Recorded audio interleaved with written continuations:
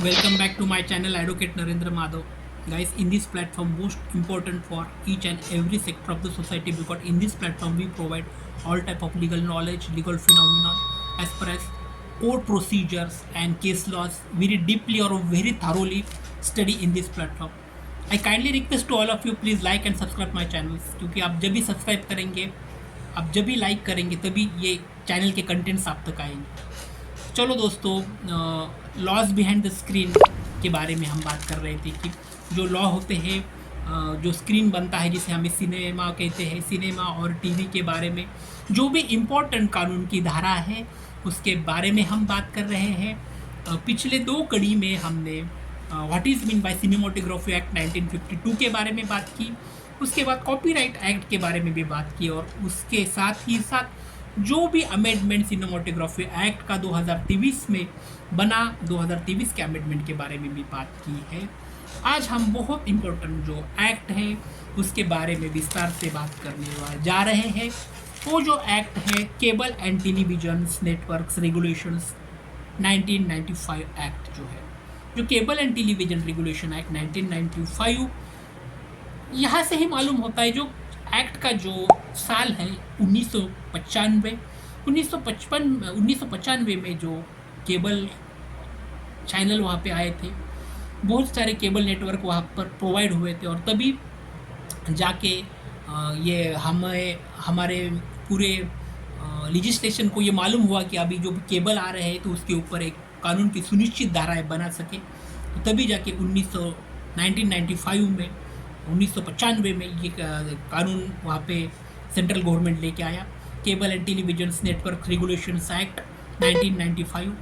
तो ऑब्जेक्ट है जो है ये एक्ट का, this law regulates the TV channels and cable networks. अब केबल ऑपरेटर्स को है उसको भी रेगुलेट करने का काम ये चैनल के माध्यम से हो गया। केबल एंड टेलीविजन का जो चैनल है वो चैनल को रेगुलेट करने का काम जो एक्ट है 1995 के तहत, वही चैनल को रेगुलेट करने का काम भी 1995 के एक्ट के तहत होने लगा। तब जो केबल टीवीज़ बहुत ज़्यादा बढ़ चुकी थी। 1995 या 1995 से पहले की बात करें तो तब तक एक ही दूरदर्शन ही ऐसा मोड था जो पूरे भारत भर में देखने को मिलता था। लेकिन 19 के सेंचुरी में या 1995 तक अलग अलग से केबल नेटवर्क वहाँ पे क्रिएट हो गए, अलग अलग से टीवी चैनल्स क्रिएट हो गए, और अलग अलग से टीवी चैनल्स, अलग अलग से केबल नेटवर्क क्रिएट होने के बाद सेंट्रल गवर्नमेंट का ये दायित्व बन चुका, एक अच्छा एक्ट लेके आए, और नया 1995 में cable TV and networks act regulations act आया। तो इसका रेगुलेशंस यही था कि टीवी चैनल को रेगुलेट करे और केबल ऑपरेटर का जो दायरा है वो भी सुनिश्चित करे। इसके जो इम्पोर्टेंट प्रोविजंस है उसमें TV channel must follow the program code and advertisement code. अब इसमें तो जो भी टीवी चैनल्स आ गए उनके कोड दिया गया। जैसे भी हम देखते हैं ना, आज भी देखते हैं कि बहुत सारे टीवी चैनल आते हैं तो उसी नीचे कोड आता है, और अगर प्रोग्राम भी आता है ना तो उस प्रोग्राम का भी प्रोग्रामिंग कोड्स देने का काम इस चैनल के माध्यम से सुनिश्चित किया गया।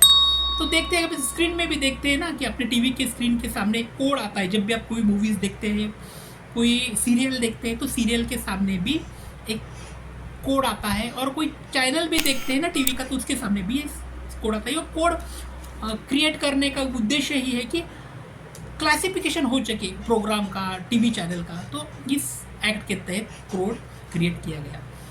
उसके साथ कोई कंटेंट भी प्रोहिबिट किए गए हैं। Prohibition content that is first is obscenity, जो है अश्लीलता का काम भी इसके तहत हो चुका। Obscenity create for the prohibition of obscenity. उसके साथ प्रोहिबिशन ऑफ एंटी नेशनल, जो भी अराष्ट्रीय धोरण जो है कि भारतीय संविधान के प्रति, भारतीय देश के प्रति कोई एंटी नेशनल प्रोग्राम आता है तो उसे भी प्रोहिबिट करने का काम ये एक्ट के तहत हुआ है। हम देखते हैं ना कि बहुत सारे कंटेंट्स आते हैं, उसमें देश की सुरक्षा बहुत ज़्यादा इम्पोर्टेंट रहती है। अगर कोई हमारे देश के बारे में गलत बताता है या कोई रॉन्गली पब्लिक डोमेन में कोई अलग सा मैसेज जाता है तो वो हमारी जो भारत की एकता और अखंडता को बहुत ज़्यादा ठेस पहुंचाने का काम करता है। तो it prohibit the anti national program, का एंटी नेशनल जो भी प्रोग्राम होते हैं उसे प्रोहिबिट करने का काम according to cable television network act 1995 के तहत हुआ। उसके बाद इट प्रोहिबिट डिफॉमेटरी एक्ट, जो भी डिफॉमेटरी आते हैं ना, जैसे हम देखते हैं कि कोई भी महापुरुष हो, कोई भी श्रद्धा हो, किसी का भी देवी हो, देवता हो, या कोई हर एक रिलीजन्स हो, हर एक कास्ट हो, उसकी ना डिग्निटी मेंटेन करना बहुत ज़्यादा ज़रूरी होता है ना।